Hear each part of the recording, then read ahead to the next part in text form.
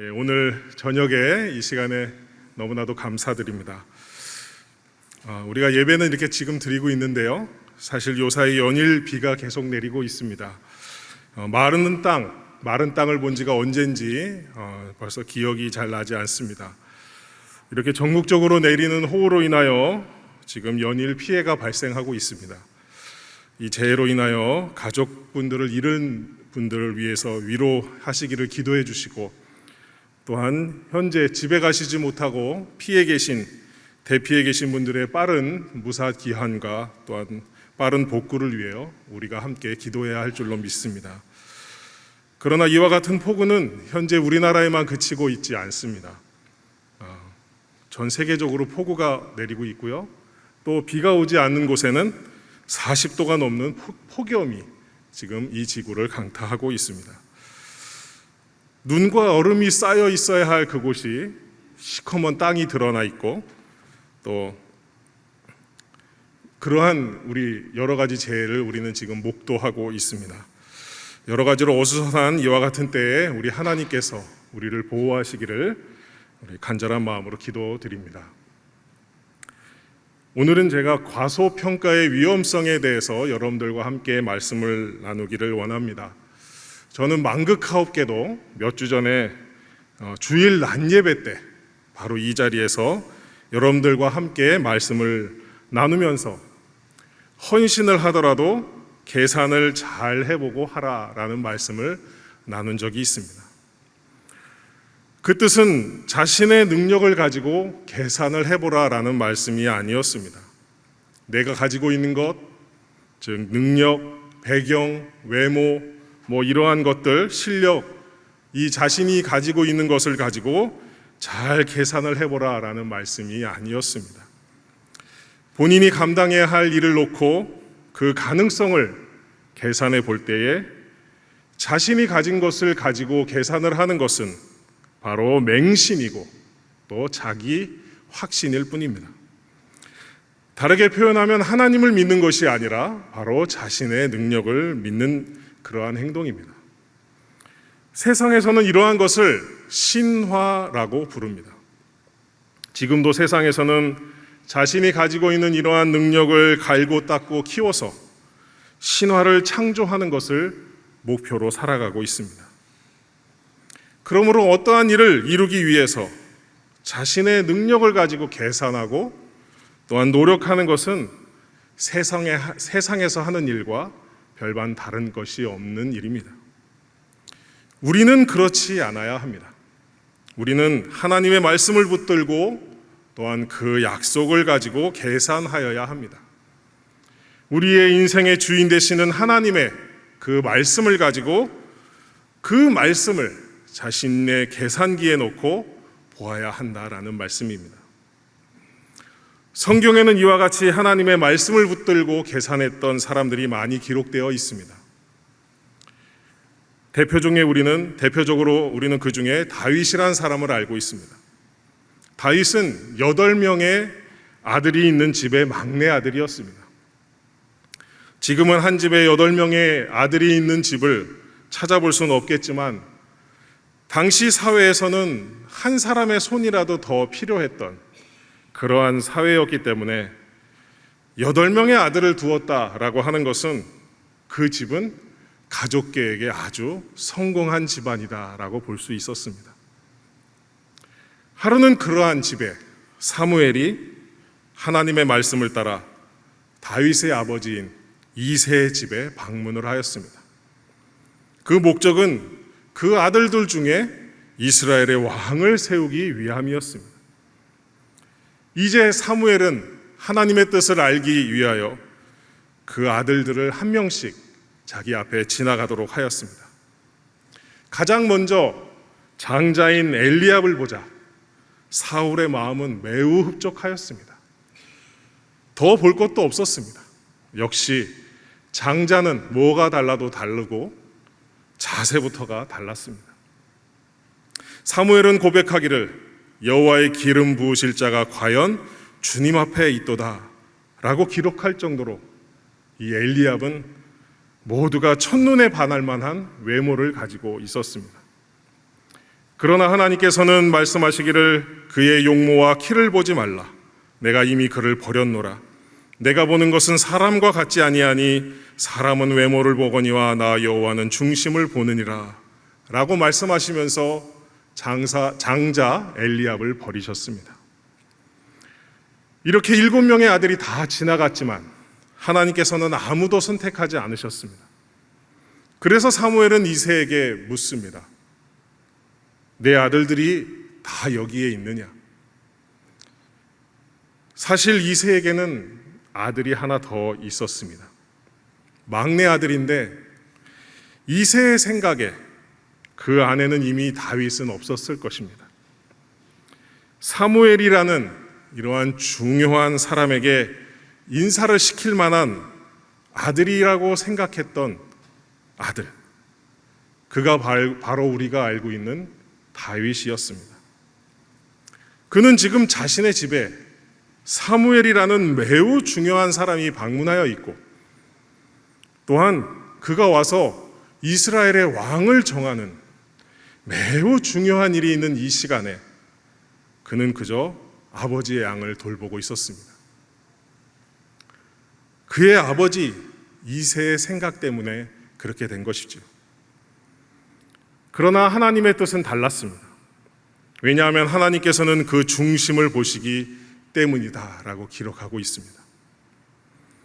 그렇다면 그 중심을 보신다라고 하는 말씀은 무슨 뜻입니까? 뭐 사람의 됨됨이를 보는 것인가요? 그 사람이 얼마나 거룩하게 살았는지 그런 걸 보신다는 말씀인가요? 이 중심을 보신다라는 말씀은 그 사람의 마음에 누가 혹은 어떤 것이 있는지, 또한 그의 삶의 방향이 어디로 어떻게 가고 있는지 그것을 보신다라는 말씀입니다. 쉽게 말하면 이 사람이 하나님께서 함께 하시는 사람인지, 이 사람이 하나님을 모시고 사는 사람인지 그것을 보신다는 말씀입니다. 세상은 사람을 평가할 때 쉽게 외부적인 요인으로 기준을 삼습니다. 그것은 본인이 스스로 평가할 때도 마찬가지입니다. 그 기준이라는 것은 단순합니다.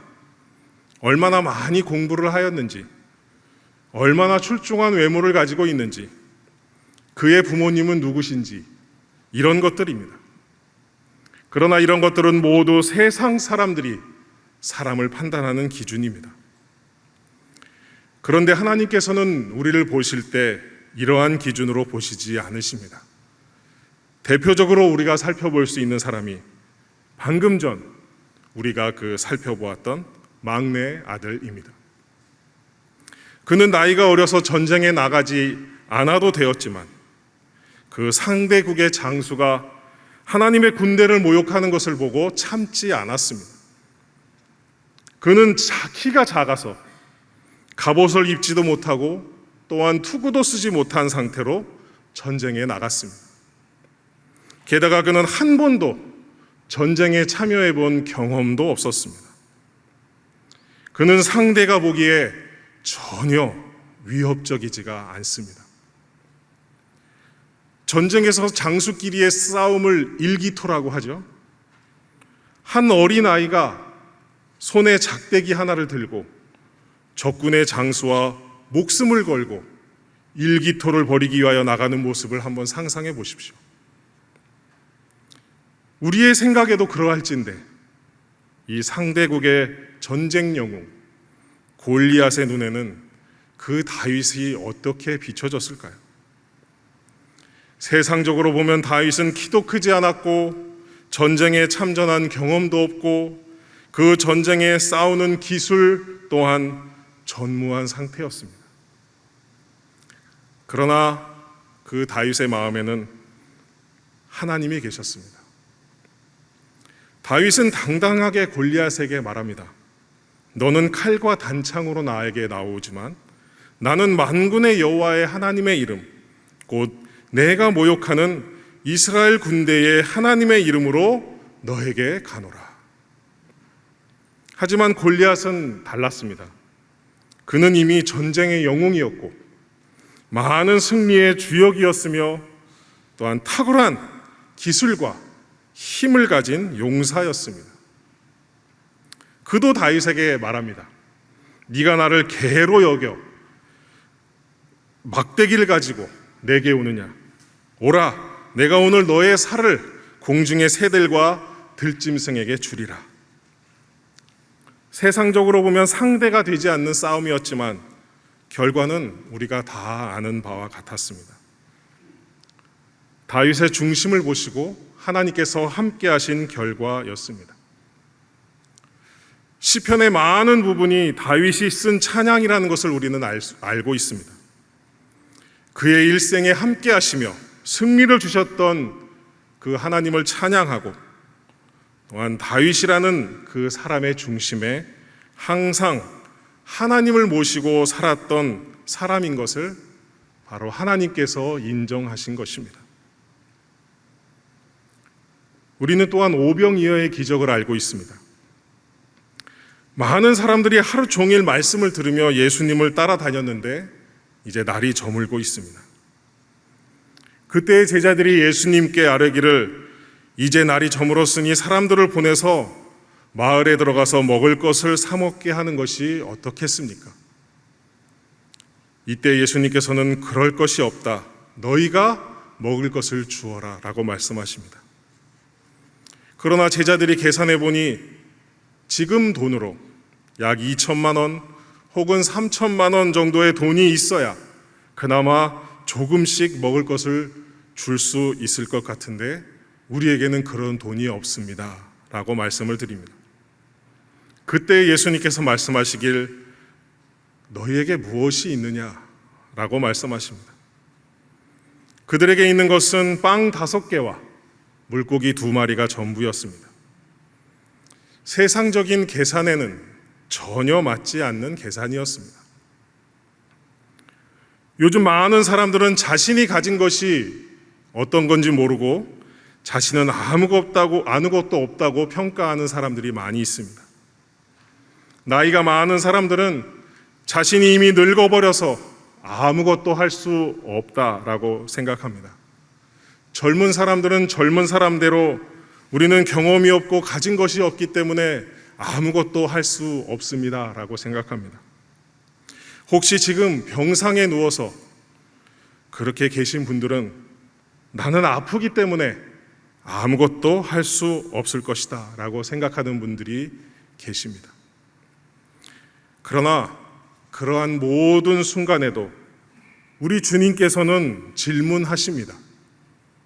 너희에게 무엇이 있느냐?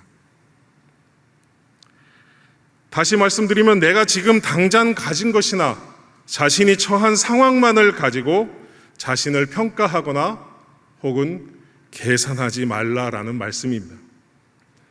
다윗은 그가 소유했던 것, 그가 내세울 수 있었던 것은 하나밖에 없었습니다. 시편 27편에서 그가 고백합니다. 내가 여호와께 바라는 한 가지 일, 그것을 구하리니 곧 내가 내 평생에 여호와의 집에 살면서 여호와의 아름다움을 바라보며 그의 성전에서 사모하는 그것이라. 또 그는 23편에서도 같은 고백을 합니다. 여호와는 나의 목자시니 내게 부족함이 없으리로다. 세상은 다윗을 향하여 세상적인 기준을 가지고 다윗을 형편없게 평가하였습니다. 그렇지만 다윗은 항상 하나님의 말씀을 자신의 마음 중심에 모시고 그 기준을 가지고 자신을 평가하였습니다. 사람이 아닌 하나님과의 관계를 가지고 모든 것을 평가한 것입니다. 결국에 우리의 가치나 혹은 우리의 위치는 사람들과의 관계가 아닌 나와 하나님과의 관계에서 평가되는 것입니다. 홍해 앞에 선 이스라엘 백성들은 자신들의 가치와 위치를 모르고 하나님과 모세를 향하여 불평하였습니다. 모르면 불평이 나오기 마련입니다. 우리가 애굽에서 죽었더라면 좋았을 것이다. 애굽에는 매장할 곳이 없어서 여기까지 우리를 인도하여 내었느냐. 또한 그들은 하나님께서 약속하신 그 땅에 다 와서도 이와 같이 똑같은 생각을 버리지 않았습니다. 그들은 강한 민족이다. 우리는 그들과 비교하였을 때 메뚜기와도 같으니 그들이 보기에도 그럴 것이다. 이러한 말을 변함없이 하였습니다. 그들의 마음 가운데 하나님은 없습니다. 그들의 마음에는 하나님을 계산하지 않습니다. 그들은 너무나도 정직하게 오직 자신들의 상태와 모양을 가지고 계산할 따름이었습니다. 오늘 본문에는 여리고성에 한 여인이 기록되어 있습니다. 우리 한번 이스라엘 백성들의 삶을 한번 생각해 보겠습니다. 당시 이스라엘 백성들의 삶은 어떠하였을까요? 요즘 우리나라에는 캠핑이 유행이라고 합니다. 텐트에서 몇 달 정도 살면 여러분들은 어떠실까요? 아마도 좋아하는 분들도 계시겠지만 저 같으면 일주일 이상 살기 힘들 것 같습니다. 처음 단 며칠 동안은 즐겁고 재미있을 수 있겠죠. 그런데 아마 최대한 일주일 정도가 지나면 집에 가고 싶어질 것 같습니다. 그런데 지금 이스라엘 백성들은 이러한 텐트 생활을 수십 년 동안 하고 있습니다. 게다가 한 곳에 머물러 있는 것도 아니고 광야길을 계속 걸으면서 진행하고 있습니다. 물론 하나님의 은혜로 오래 걸어도 신발이 떨어지지 않고 발이 부르티지 않고 옷이 헤어지지 않았고 한 명도 병들어 죽은 사람이 없고 굶어 죽은 사람이 한 명도 없을 정도로 부족함 없이 그들은 살았습니다. 그렇지만 그 텐트에서의 삶은 녹록치 않았을 것입니다. 그리고 그들은 일반 사람들이었습니다. 점령을 위하여 동원된 그리고 훈련된 군대가 아니었습니다. 그리고 그들은 숫자는 많다고 하지만 그들의 대부분은 여자와 아이들이었습니다. 게다가 당시 최고의 무기였던 철기 무기로 무장한 군대도 아니었습니다. 세상적으로 보면 오합지졸, 그 이상도 그 이하도 아니었습니다. 40년 전에 그들의 조상들도 이와 같은 기준으로 자신들을 과소평가하였습니다. 하나님께서 함께 하시는 자신들을 메뚜기로 비하하며 과소평가한 대가로 그들은 모두 광야에서 죽었습니다.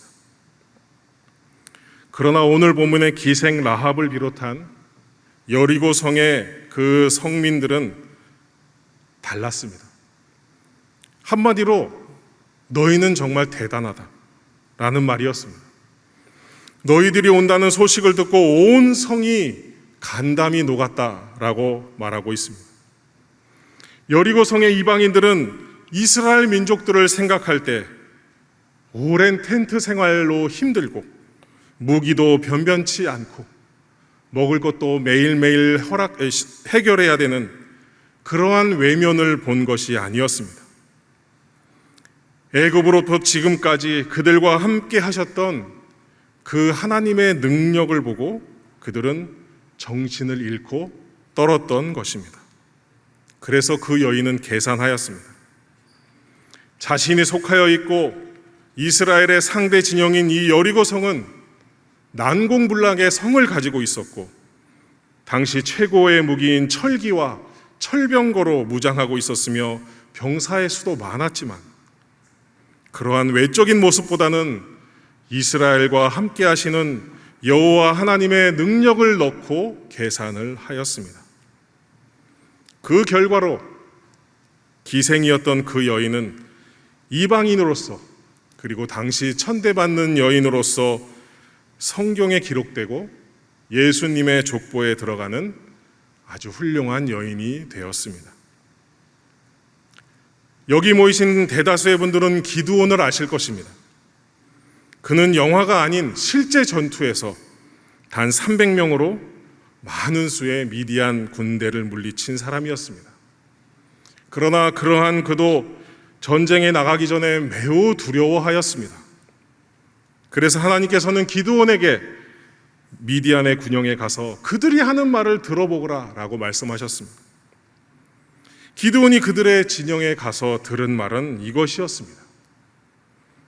기드온이 그곳에 이른즉 어떤 사람이 그의 친구에게 꿈을 말하여 이르기를 보라, 내가 한 꿈을 꾸었는데 꿈에 보리떡 한 덩어리가 미디안 진영으로 굴러 들어와 한 장막에 이르러 그것을 쳐서 무너뜨려 위쪽으로 덮으니 그 장막이 쓰러지더라. 그의 친구가 대답하여 이르되 이는 다른 것이 아니라 이스라엘 사람 요아스의 아들 기드온의 칼이라. 하나님이 미디안과 그 모든 진영을 그의 손에 넘겨 주었느니라 하더라. 기드온은 그들의 수를 보고 그의 많은 수를 보고 두려워하였습니다. 그렇지만 오히려 그 적군은 하나님께서 기드온이 자신들을 이기게 하실 것이라고 자신들끼리 이야기하고 있었습니다. 이와 같이 때로는 우리의 삶 가운데 우리는 우리의 모습만을 보며 그러한 모습을 계산해 놓고 낙심하는 경우가 있습니다. 그러나 그때 오히려 누군가는 그러한 우리를 보고 대단하게 여기고 있다는 것입니다. 우리는 역시 고린도 교회를 알고 있습니다. 그 교회는 음란의 문제가 있었고 분파가 나뉘어져 있었던 교회라고 생각할 수 있습니다. 그러나 밖의 사람들은 오히려 그 고린도 교회를 향하여 참으로 너희 가운데 하나님께서 계시는구나 라고 이야기하였습니다. 결국 중요한 것은 우리 교회에 하나님께서 계시는가? 우리의 가정에 하나님께서 계시는가? 나의 인생에 하나님께서 주인 되시는가 하는 것이 중요한 것이지 우리의 현재 모습이 어떠한지는 중요한 것이 아니라는 말씀입니다. 출애굽 당시에 애굽이라고 하는 나라는 아름답고 또한 강한 나라였습니다. 가나안 땅에도 강한 정착민들이 살고 있었습니다. 그러나 그러한 그들을 정복하여 간 사람들이 누구였습니까? 자신들을 메뚜기와 또 같다고 표현했던 그 이스라엘 민족이었습니다. 그들은 말하길 스스로 보기에도 메뚜기와 같으니 그들의 보기에도 그러할 것이다 라고 말했던 그 사람들이었습니다. 그런 사람들을 사용하신 분이 바로 우리 하나님이신 줄로 믿습니다. 이제 우리가 이러한 하나님의 뜻을 바르게 분별하고 또한 하나님께서 함께 하시는 자녀로서 살아가기 위하여 작정한다면 우리의 삶 속에는 끊임없는 도전이 있습니다. 우리의 대적 사탄은 끊임없이 우리로 하여금 하나님께서 함께 하시는 대단한 사람들이라는 것을 잊어버리게 만들기 위하여 유혹이라는 방법을 사용합니다. 하나님께서도 사역을 시작하시면서 예수님께서도 사역을 시작하시면서 40일간을 금식하신 후에 사탄의 유혹을 받으셨습니다. 그때에 반복하여 사용된 기록이 바로 만일 내가 하나님의 아들이어든 이었습니다. 내가 만일 하나님의 아들이어든 이 돌을 명하여 떡이 되도록 해봐라. 내가 만일 하나님의 아들이어든 이 높은 곳에서 뛰어내려봐라. 더 놀라운 것은 이 사탄은 여기서 멈추지 않고 예수님께서 십자가에서 돌아가시는 그 순간에도 와서 이렇게 이야기합니다.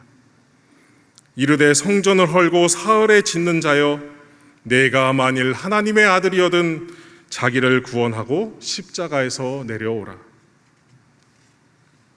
그 사탄은 오늘의 우리에게도 계속적으로 같은 유혹을 합니다. 너희가 하나님의 아들이라며, 너희가 하나님의 백성이라며, 그리스도인이라며, 기도하면 응답이 있다면서 한번 보여줘봐.